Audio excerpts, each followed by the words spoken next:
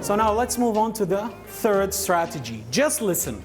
In this strategy, you are going to listen only. Listening and understanding, pronunciation and accent. Press down, please. This is very crucial. Why?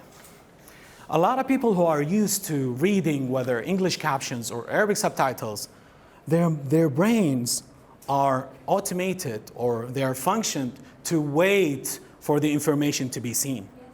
So your listening skill would be dwindled down. But if you learn how to depend on yourself, if you tell yourself that if I haven't concentrated on this part by listening carefully and trying to understand, you will never, I'm not saying never, you will not improve your listening skill. So this is really essential. Try to watch an episode with no captions, no subtitles. Just watch it.